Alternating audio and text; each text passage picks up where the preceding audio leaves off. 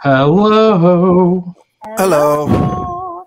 Hi, everybody. Welcome to Team Spirit Paranormal's Debate Live. And tonight we are open to discuss anything paranormal.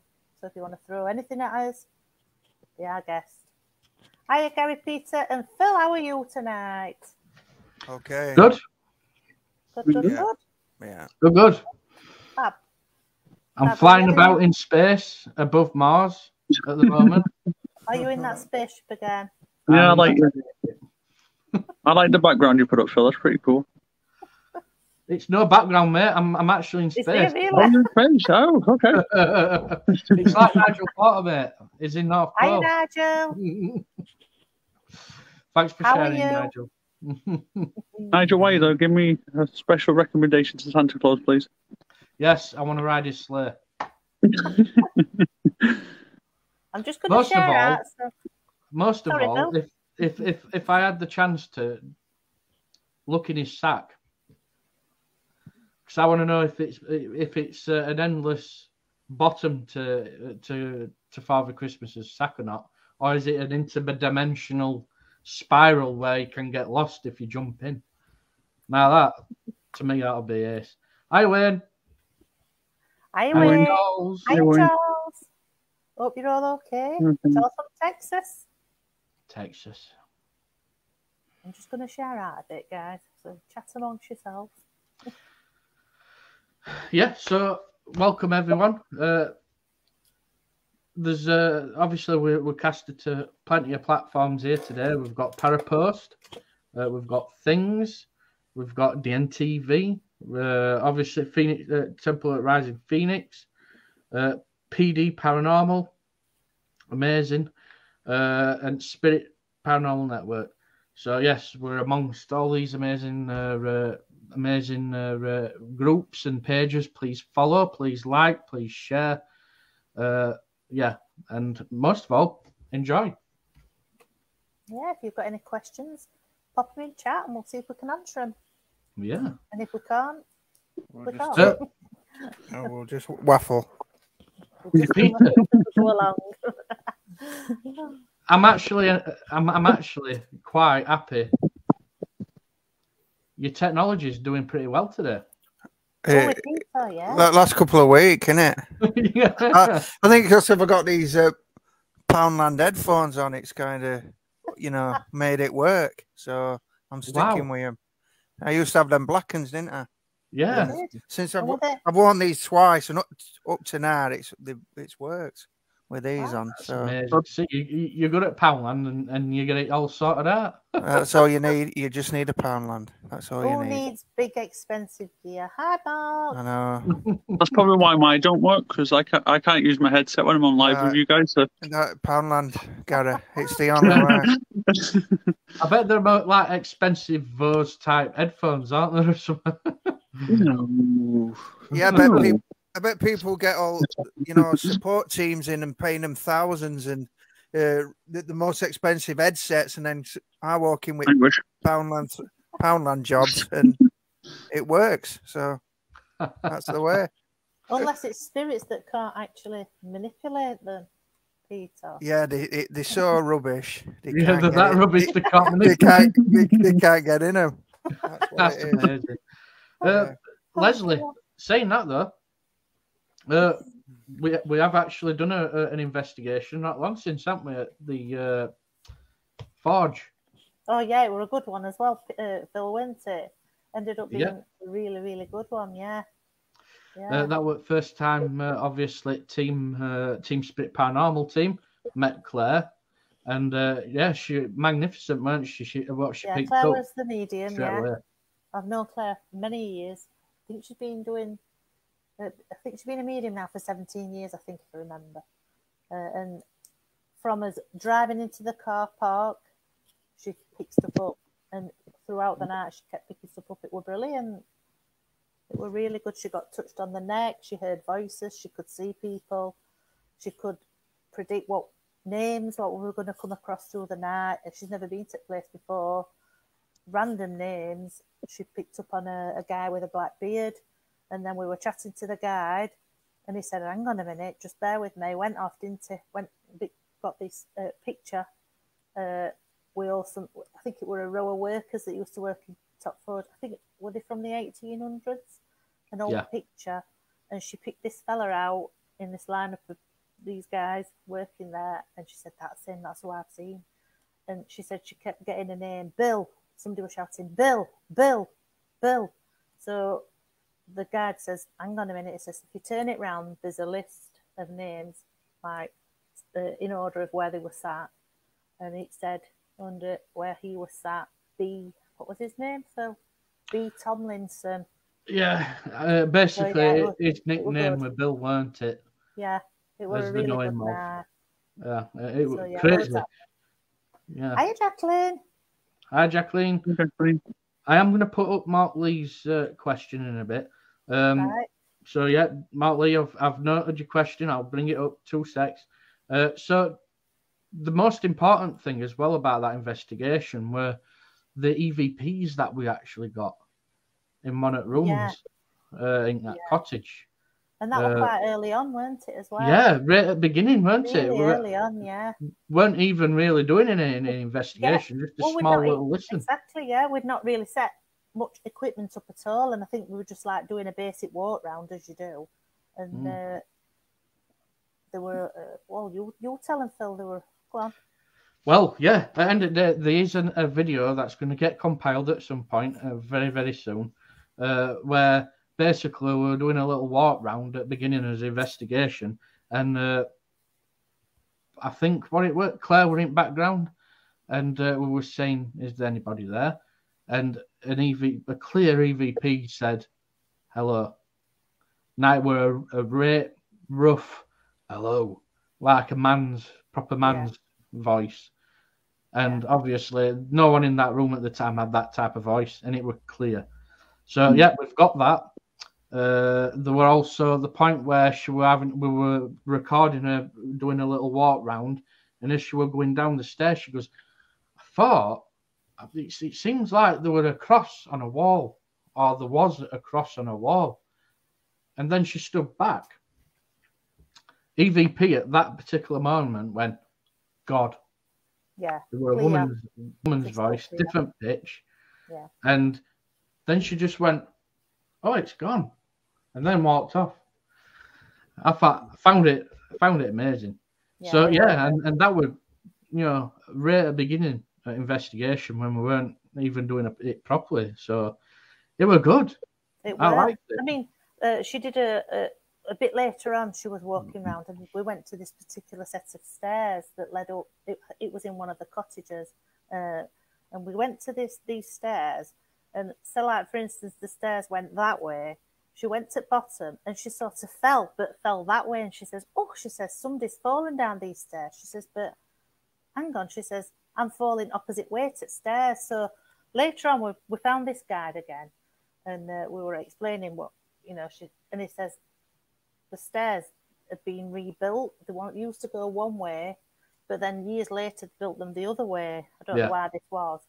And she was like, oh my God, I can't believe it. She says, that's why I've fallen opposite way.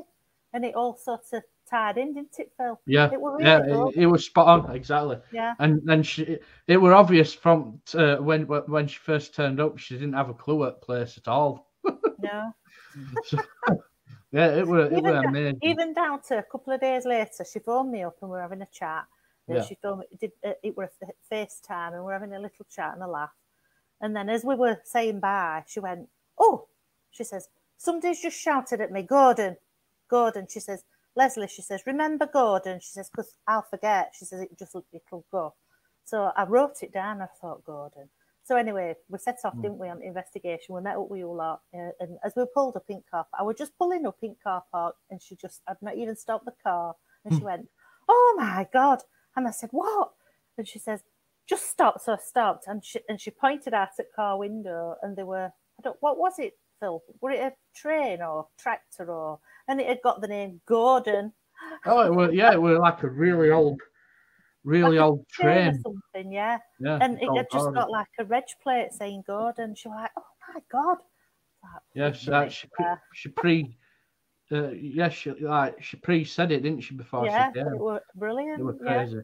Like Gillian's saying, Claire's an absolute amazing medium. Hiya, Gillian. Hopefully, if we get her technology right on her iPad, we're able to actually have an interview with her. I've got some news for you. She phoned me up again last night, and she has sorted her laptop out. So hopefully now she can't come tonight. Bless her. She's got family over, but hopefully now we'll be able to get her on. So that's good news. Robert Humphries is the Hi, top guy over at PD Paranormal. Hiya. Check that page out. Amazing guy, amazing group. Right. So, question, Mark Lee. I like this one.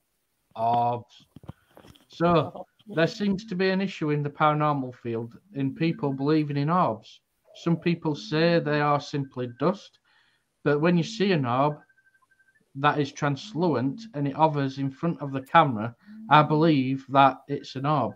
What is your team's take on orbs?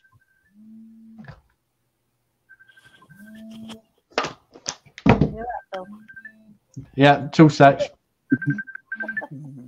Yeah, orbs. A lot of people dismiss orbs, and I get why. Because as soon as you do, it can be moisture, dust, like you said, and a lot of people see a bit of dust and straight away they say, "Oh, look at them orbs." I think it's a difficult one really, because it's easy to say, "Well, no, it's not. It's just dust, or it's moisture, or whatever, reflection, or whatever." But I think my experience in orbs, I've seen a couple with the naked eye, and they move different, and they can. It's weird, like you said, translucent. They can glow. What are your experiences, Phil, with orbs? Because, like I say, it is a bit of a tricky one. You got to assess the area and location you're at. Hopefully, you're not in a dusty place or in a dusty room, and you'll know that straight away when you move and you see a load of orbs knocking around. Then it's going to be really hard to distinguish between them both, because they near enough look similar. But I do believe that there is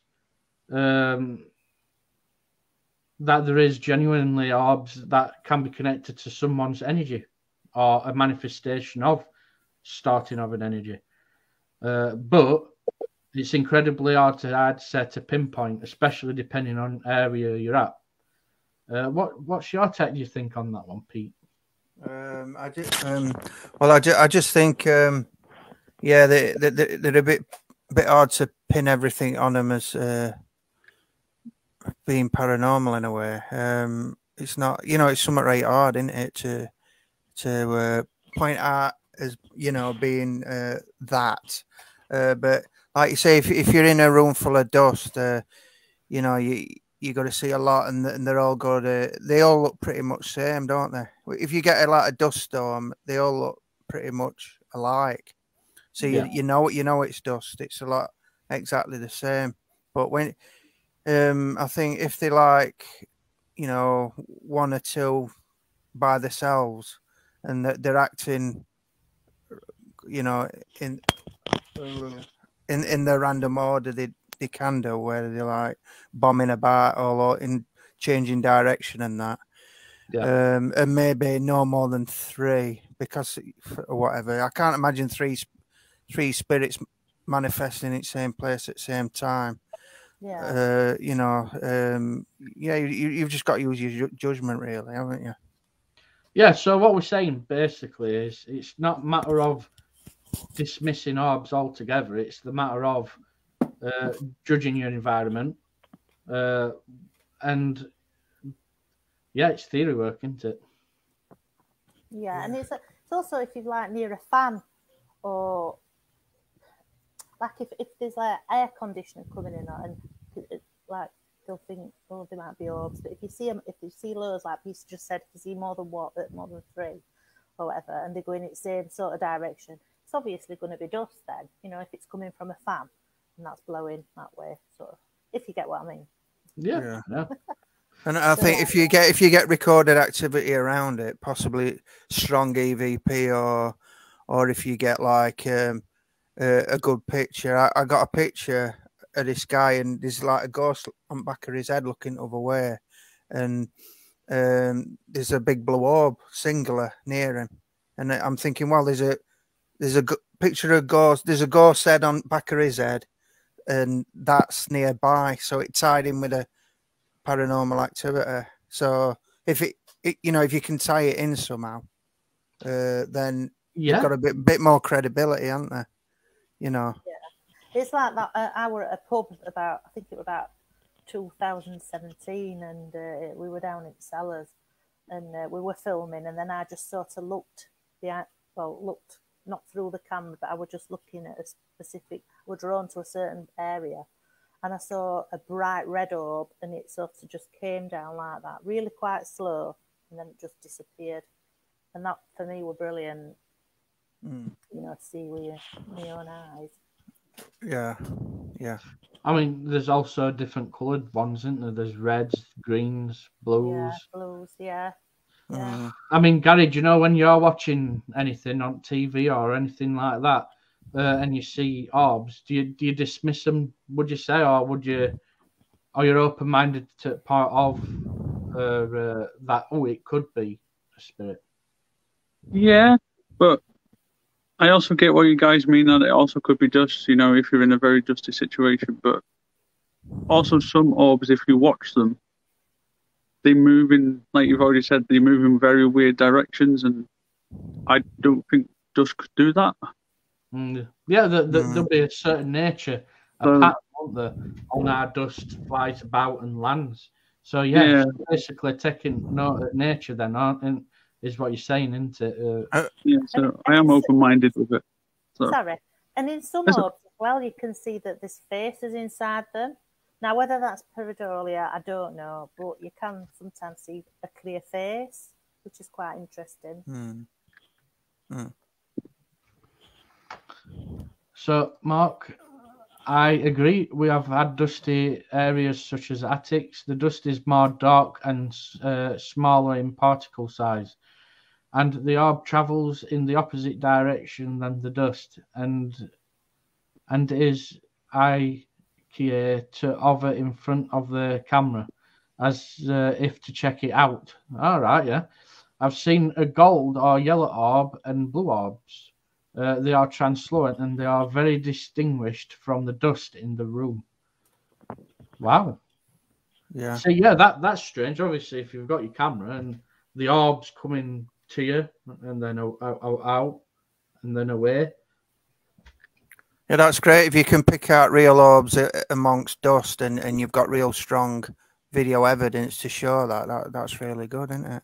I captured it was a bright translucent green orb, and it had like got a tail. I've got it on camera on one of the pictures somewhere, and that was at Middlewood abandoned church near Middlewood Old Asylum, and I was just snapping random pictures. It was dusk, and there was we heard a growl, and there was nothing there, which it didn't scare me, but I just thought, oh my god.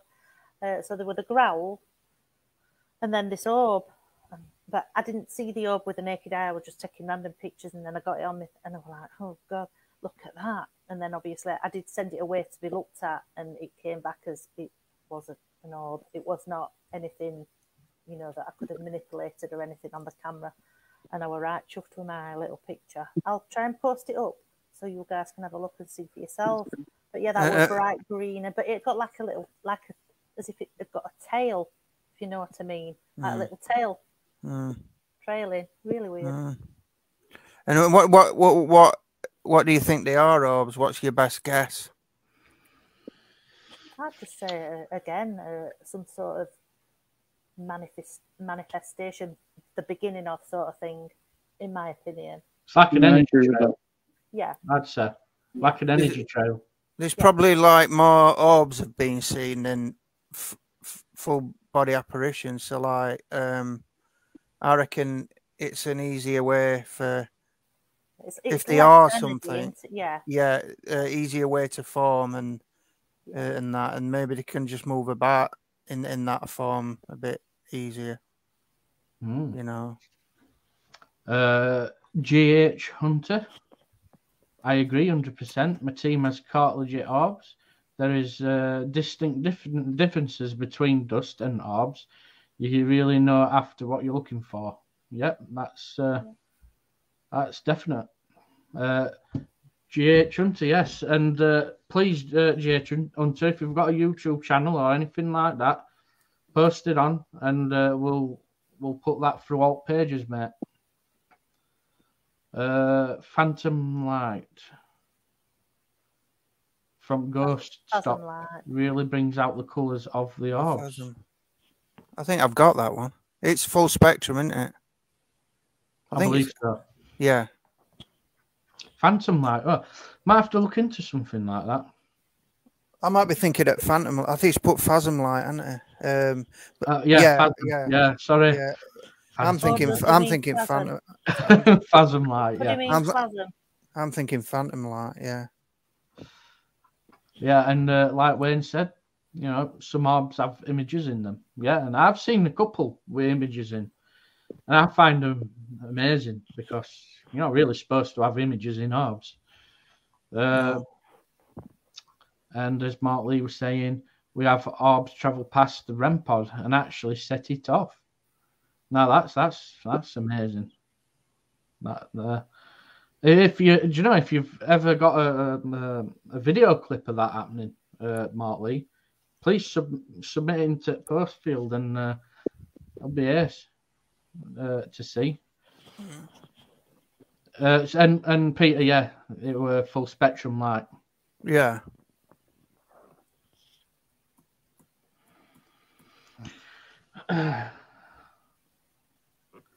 And as Webb saying, orbs carry their own energy. Can imagine. Yeah.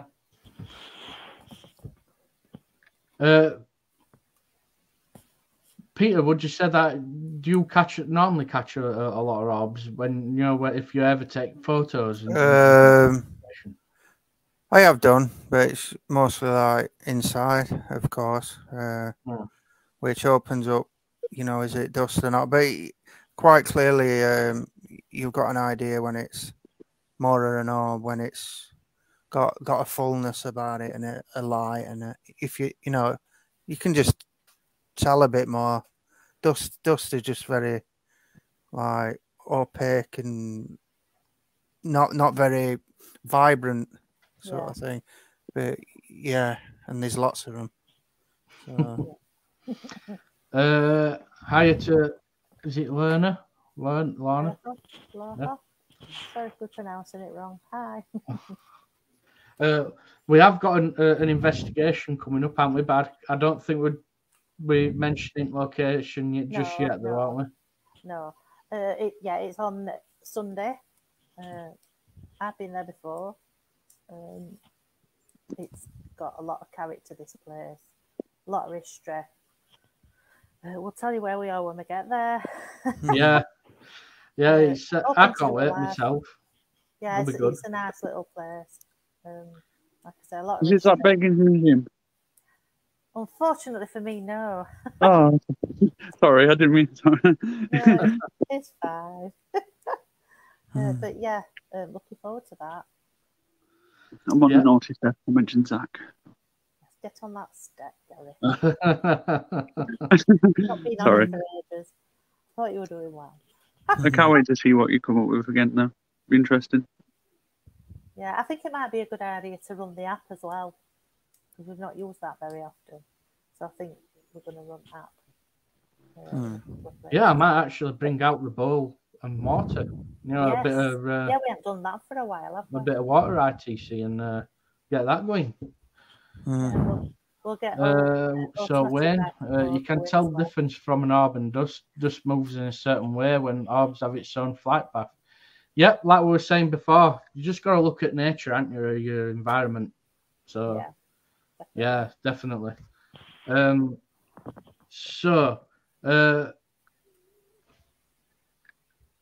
just got to pop off for 5 minutes, guys, because I've got a parcel coming and I've just got to lift it up, folks. Okay.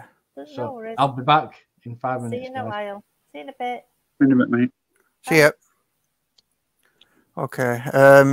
Shall I tell you about what happened with them numbers and then chaps? You can do, yes, Peter. That was interesting. Yeah, we're doing psychic development, like based on sort of like mediumship. It's going a bit slow, but I'm getting there.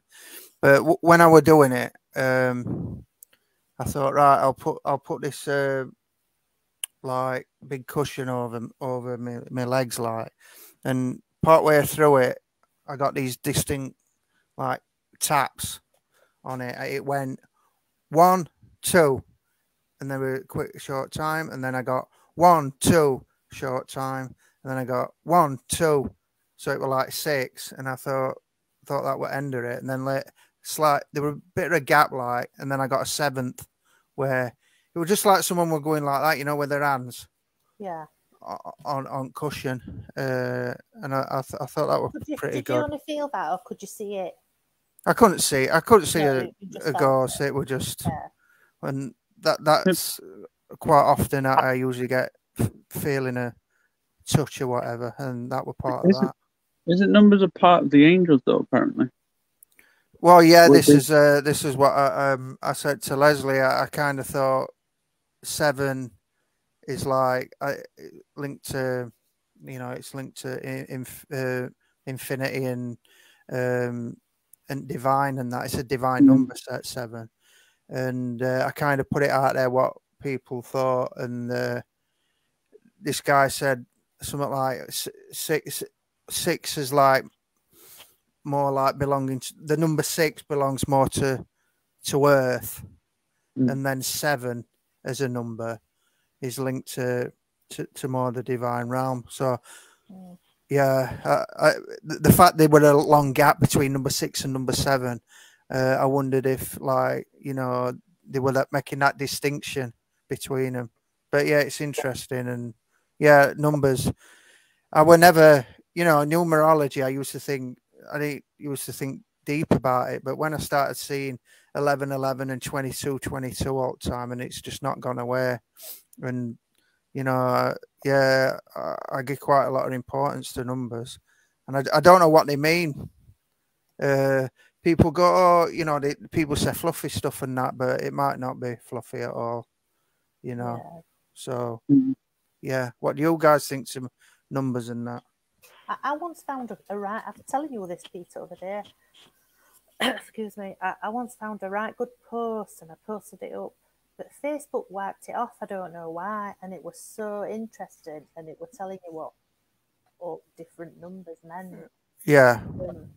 And it was fascinating, and I really wish they'd not taken it down, because it was really good. But like I said, they just wiped it off. So yeah. Right, okay. Well, there's a guy bringing a book out, and he's into, conspiracies and Freemasonry and all that. And he's really going deep into numbers. So as soon as it comes out, I'll let you know. Because I love all fascinating. that. John, he's hell-bent on. He loves numerology. Yeah, he probably knows it already, Phil. All that stuff, doesn't he? Is he researched it quite deep then? Yeah, he likes his numbers. He likes his maths, and our numbers seems to, just come about in daily life. Yeah, in patterns. He patterns. He's got loads of books, hasn't he, John? He once showed me all these books he's got. Yeah, he's a bit of a bookworm. I'm always going around there and taking one or two and whatnot. A walking library. So, Martley, not too far from my home is a town called Alton. Is it? Yeah, Alton, Illinois. Every building in Alton is haunted.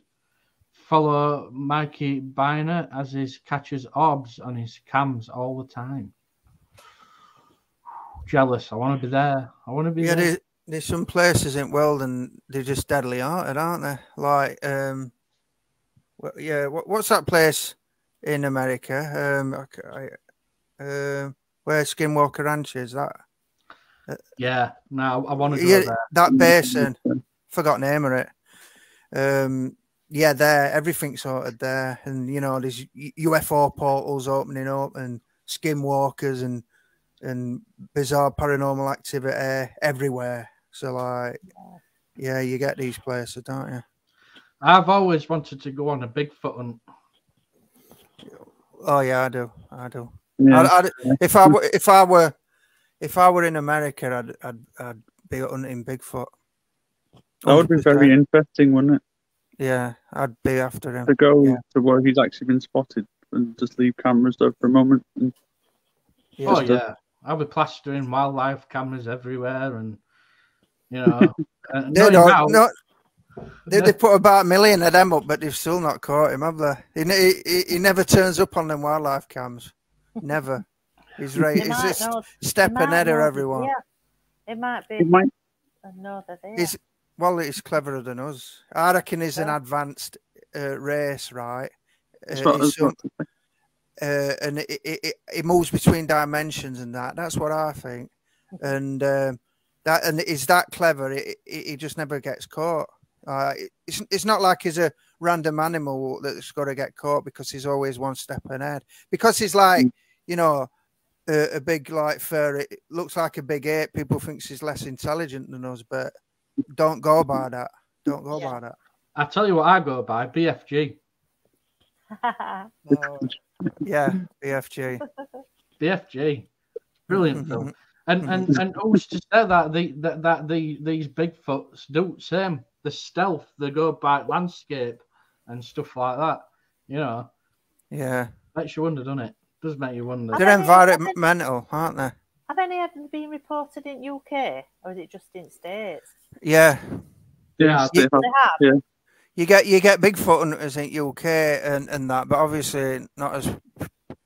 Yeah, but I've never seen outlets convincing on news are out in UK, but you do get Bigfoot hunters in UK. Yeah, it's mostly America where he's spotted, really, isn't it? But there has been a few. I mean, I won't go looking in England for him, but obviously, but some do. He's gone back to America as he came to Britain and went, nah, sod that, I'm going back.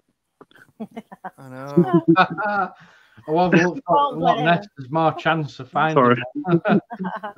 More chance of finding Loch Ness, I'd say.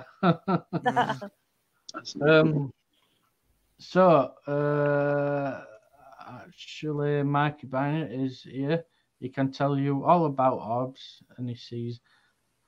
Well, do you know, at some point, Mark, or whether you know this Mikey guy, why not come on show one of the days if you want? Pop on, and we'll talk about your experiences and such. Yeah. It'll be good to have you on and have a natter. Definitely. That also goes to GH Hunter as well. If you ever want to pop on one at debate nights and you know talk about your experiences you've had and stuff like that, please, you know, you're always welcome. Definitely. So yeah, we're talking about Bigfoot in UK, but there is actually big forests though, isn't there, down the London area? Bigger than what I actually thought. But people I've seen he's been spotted in places like Lincolnshire and that. Lincolnshire. And once I went on this family holiday, right? You won't believe this. And we were in his caravan, and then we had this step going up to the caravan. I were only a kid, and it suddenly went missing, and there was this big footprint outside, massive footprint. And I went, look, there's a massive footprint there, and it weren't a human footprint; it was massive. And none of us were. I weren't switched on to Bigfoot and paranormal. Then none of my family were. So it just got overlooked, and that were at where were it? Inglemells. Oh. So yeah, that's Lincolnshire, isn't it? Yeah. Yeah, I can just remember seeing this massive, just looked like a bloody Bigfoot. Sorry, shouldn't put. It were there, like looking at me. I always remember it. What year was that in, Peter? I was young, 70s. God, I wouldn't have been born there then, Peter. Yeah, no, you wouldn't have. So, Charles Rudd, is it Sasquatch? Is a high-level angel that are called Watchers? Yeah, I do believe that there were giants, and there's been excavated pictures of excavated skulls, weren't there? What are like massive. Mm-hmm. So it does make you wonder, back in time, were the giants and were they actually angelic beings? Yeah, they've linked Bigfoot to Nephilim, haven't they? Yeah. That's an Nephilim, yeah, definitely. Yeah, yeah.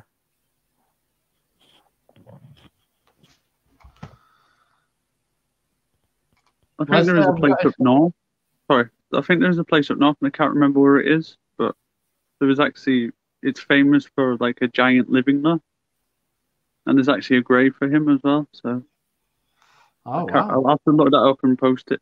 I can't remember exactly where it is, but I've been there.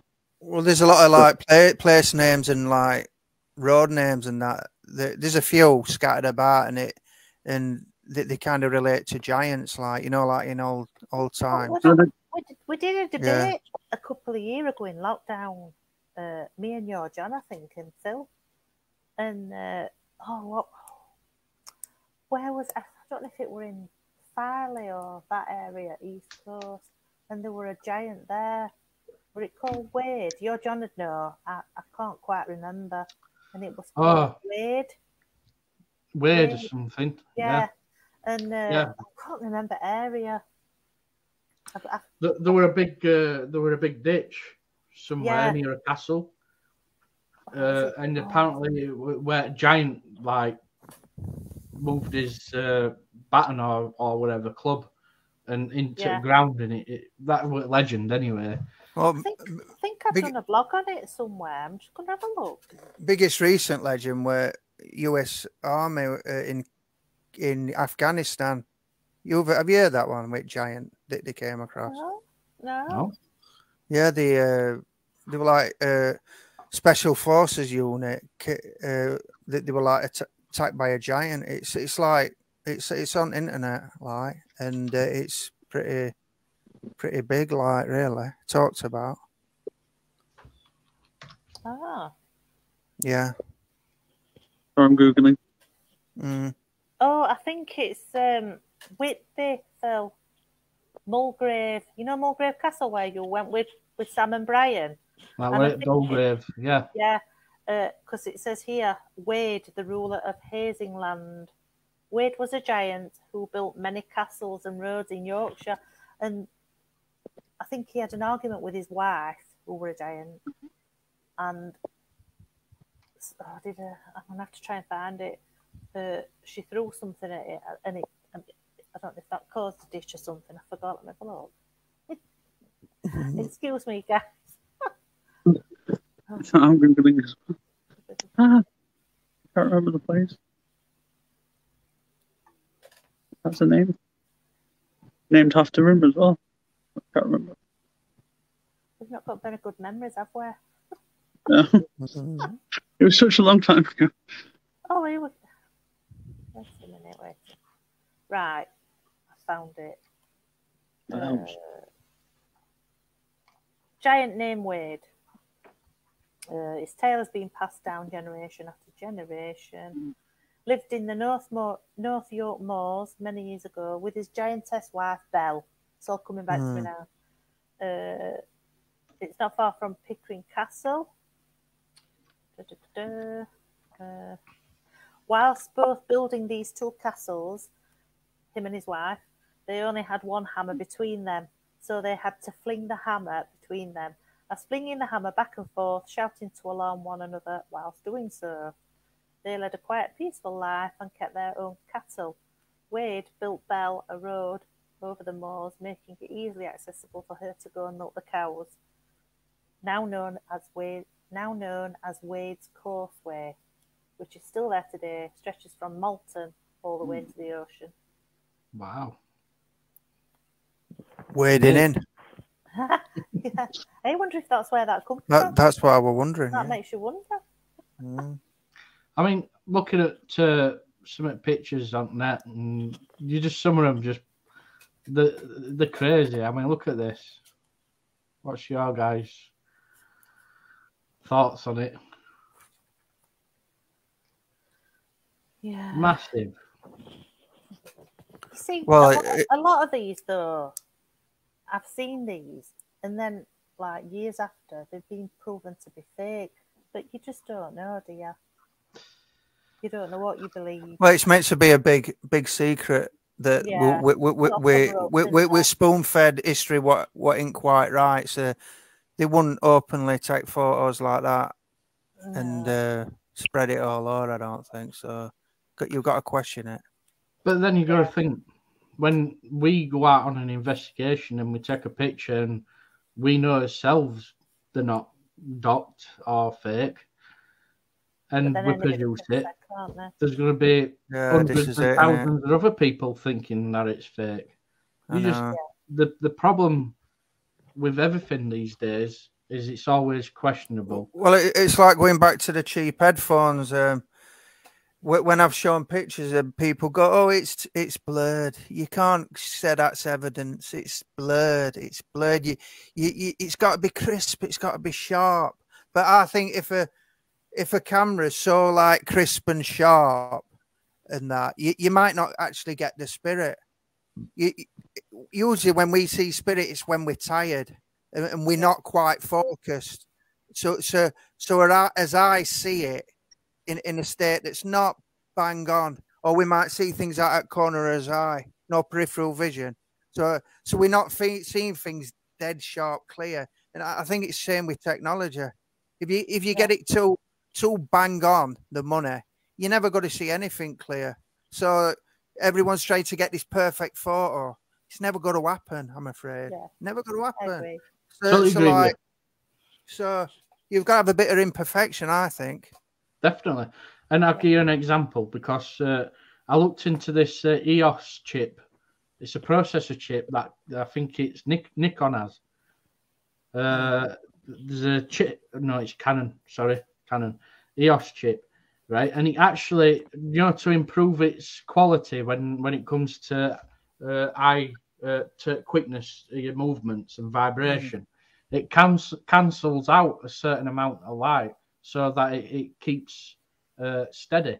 Now, who's to say that when you're cancelling out light and signals, that you're cancelling out an image that could have been there? Yeah, this is it. So, yeah.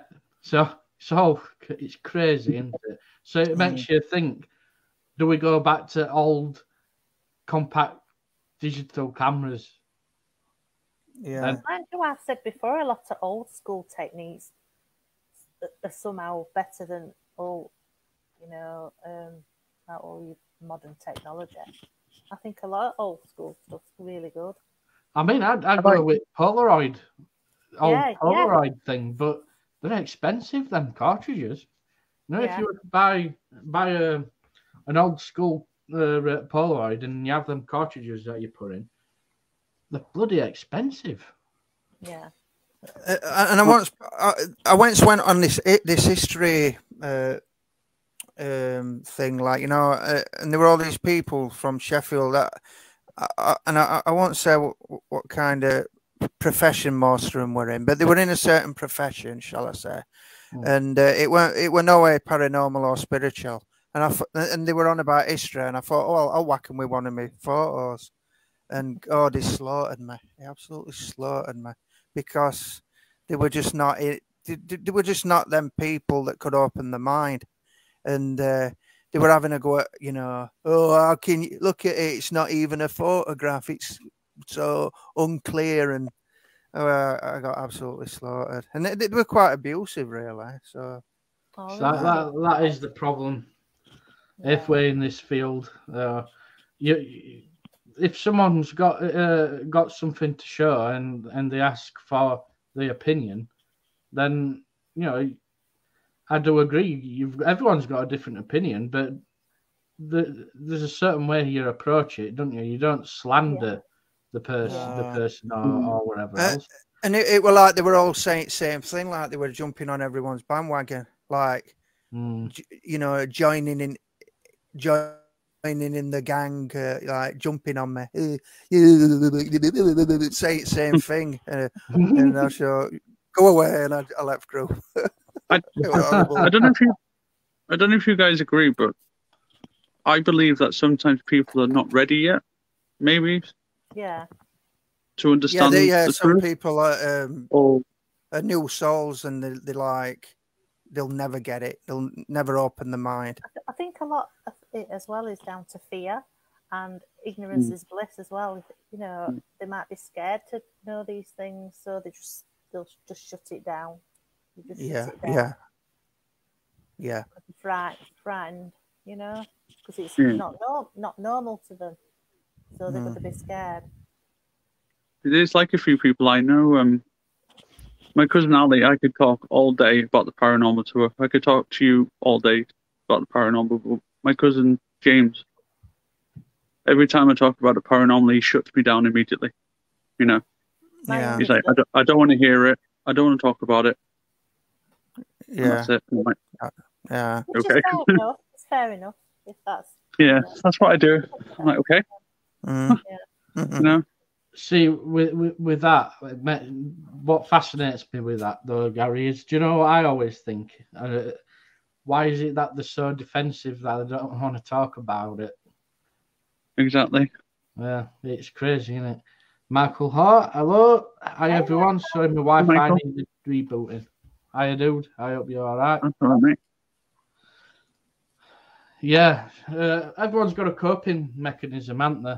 And I've noticed that, like Leslie said, with fear, if people are genuinely fearful, sometimes they mask it with, I don't want to talk about it, and let's talk about something else. Yeah, they'll say it's nonsense. I've got a prime example here of this. When I was little, before my mum and dad got divorced, I were only probably 5, 6, and my sister were 2, whatever, and also used to happen. I've mentioned this about my childhood home many a time. And for instance, we used to have a cellar, and there were a cellar head and the door at the top of the stairs to the cellar. And every night, my mum used to lock up. There were a few bolts on it. She'd lock them up for my dad. And every morning, they were open. And stuff happened in that house all the time. And my dad, to this day, he'll say, "Oh, it's rubbish." And he shuts it down. And I think, yeah, but Dad, you were there and you have experienced this. And my mum used to say to me, as I got older, she'd say, your dad, I think you were frightened because it happened when he were there, that he'd sort of, I'm not having it sort of thing, because he was scared. So that's a prime example of that. And even to this day, when I'll say, "Oh, can you remember so-and-so, Dad? Remember so-and-so?" And he'll say, "Oh, it's a load of rubbish, that." And it weren't. No. So I think he was scared. Although, to my surprise, I mean, my granddad always talks to me about it. It's just my cousin James. He just immediately goes, "No, don't talk about it around me." And I'm like, "Okay, I'm sorry." Sorry. Saying that, though, I'll be so tempted to go, "Why? Have you had a bad experience?" Yeah. I might do next time. I might just say, "Why? Why do you not want to?" Yeah, it's crazy, isn't it? So I'm still intrigued about time slips. Liverpool is apparently full of them, according to the Haunted Liverpool Facebook page. I saw a post on Facebook, and it were about time slips, and it said that a guy had gone into the future and met this other guy in like some in-between place between these two worlds, and he were given a recording at Beatles. And apparently there were songs on this recording that the Beatles had never actually sung. So it were claimed that in this other, in this time slip world, in this other dimension, parallel universe, the Beatles actually existed, but they were singing different songs. And I'm thinking, well, if you were given this tape, you'd play it, wouldn't you?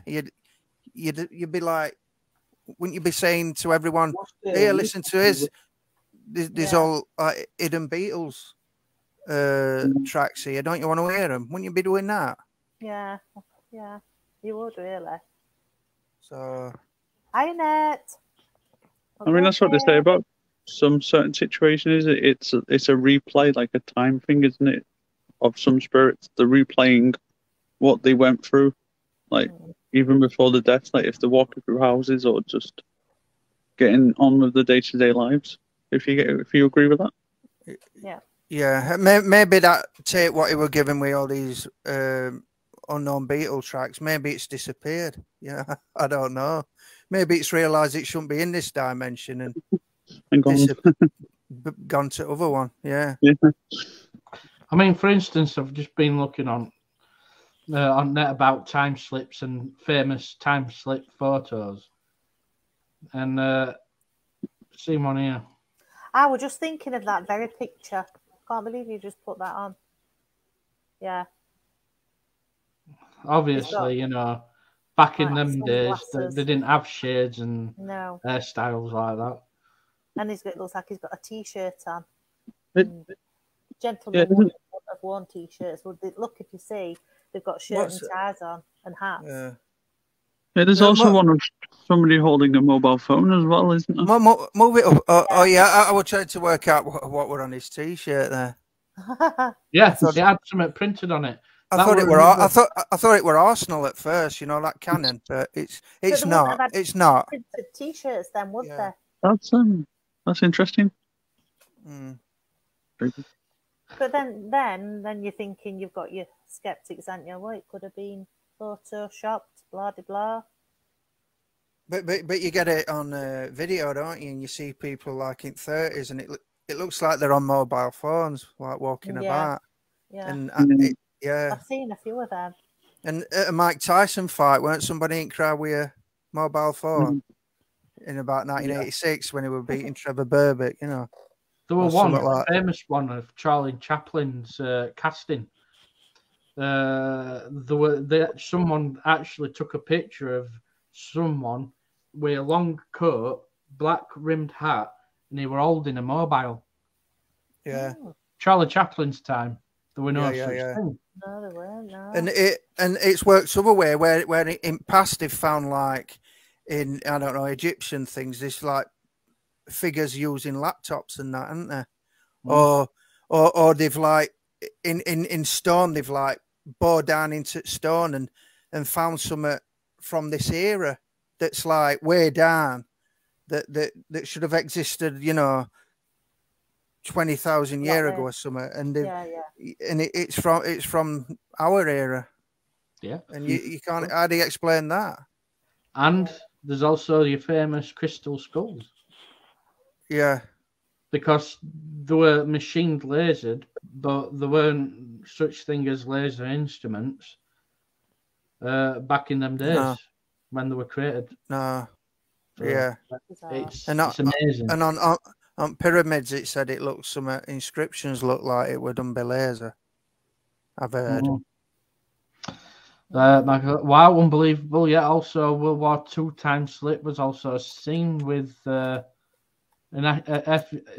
evacuee kid being on board in a train into the countryside. But in what Michael was saying about Liverpool and that,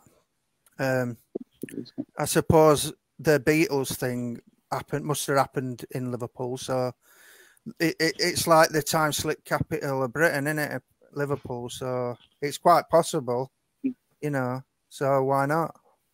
Liverpool is quite haunted. Time slips are happening everywhere. It's just we're not really that way. No, but I think they talk about Liverpool more. You know, I know they happen everywhere. But not like Liverpool. So Annette, look, I had a weird experience with a spirit. It was like time stopped when I saw her for just 1 second. Interesting.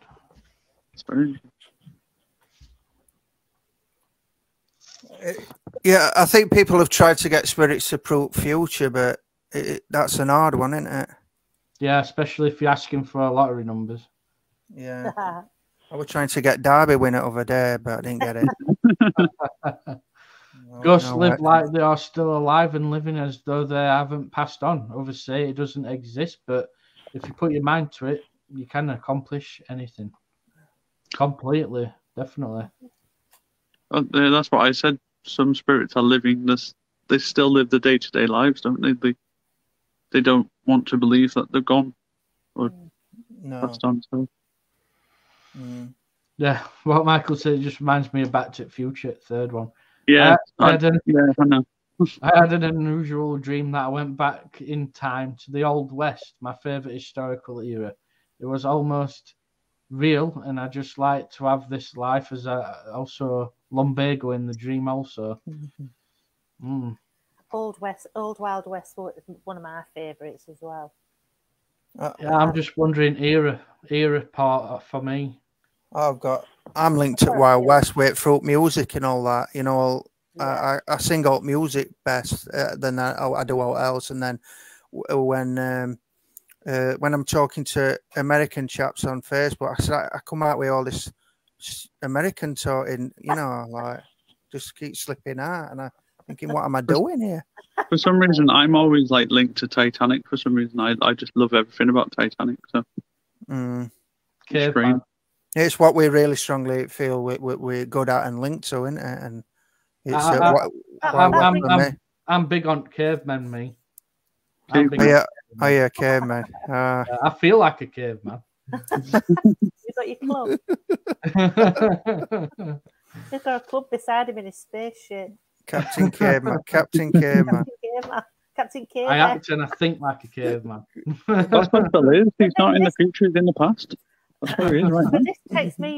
This takes me to a debate we had a while ago about if you're attracted to a certain, or if you really like taken to a certain era, then I wonder if it means that that's how you lived, if you lived a previous life then. Yeah. And I believe in that a lot. Like your past regression type. Yeah. Yeah. So if you feel like you were drawn to Victorian times and you dress like it, you act like it, it's kind of most probably like you were back. Yeah. That they were still back then type thing. Because it's like I'm really attracted to medieval and castles. I absolutely love it. And I think, I wonder if I like had another life back then. And then there's the Wild Wild West, and also what else was it? Tudor. Yeah, Tudor. And I think, and I personally believe that you can have had not only one previous life, but I think you can have had a few. And like our friend Jacqueline over at Paranormal Path, she had past life regression done a while ago. She found out that, and I hope she don't mind me saying this, I'm sure she won't, but she found out that she used to be a peasant, and she sort of told me everything, you know, how what she was dressed in, and I think she used to, she didn't like her hands being sticky because when she was in that life, she used to, I think it was, she used to deal with lots of self-fruit and stuff like that. She didn't like, she now to this day does not like having her hands sticky. It's weird, isn't it? It's so weird. But I do believe in that. I did a past life on my friend, right, and he was born with really bad. Oh, I'm dropping my thing. Sorry, he was born with really bad hearing, and doctors have never been able to say why. You know, like you're born with birthmarks and defects, and it carries through. And I did this past life regression, and he said he were in mud in First World War, and he couldn't move. He thought he were dead actually, and he said he had a German helmet on. You know, one of them with spikes. Yeah. So he was a German soldier, and he had this general kind of shouting something like advance or whatever, but in German. And but he said he couldn't move, and he's always had this bad hearing. So it could have been shrapnel or whatever. So yeah. Well, that's it, you know. And that makes you wonder about people who's born, like you said, with them like frozen shoulder all the time. Could it be because back then they had an old injury and it's It's weird. It's literally weird. I watch pretty much everything Titanic related, and when it came to Liverpool, you know, the Titanic thing, I had to be there just to go and see it. Oh yeah, and I got emotional. Did you like the film? Did you like the film, Gary?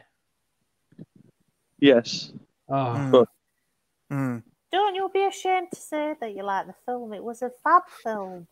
It was a good film. I thought it was a good film. I cried at the end. Oh no! Don't say you cried at that point where Leonardo DiCaprio had her in front of ship. Oh. No, I cried at the point where she said, "Don't let go, Jack." Yeah, then that was it. I've gone. No. Oh, bless you. No. Yeah. Every time I watch that film, I fast forward it to the part where it's actually sinking. Sorry, guys.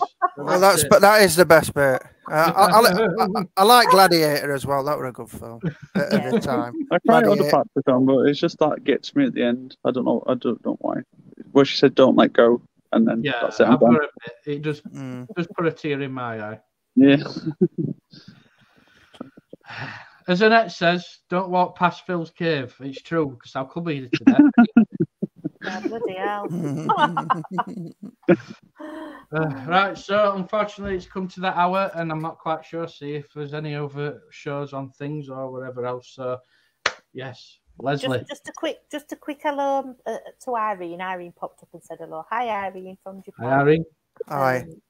Yeah, so we're rushing off now, guys. But yeah, Sunday we're out. Hopefully we'll go live. Obviously, signal permitting. I think it might be all right, but I'm not 100% sure. So, no in doubt, our signals will be okay in a bog. Oh dear, but hoping to get lots of footage and stuff. Yeah, so looking forward to that.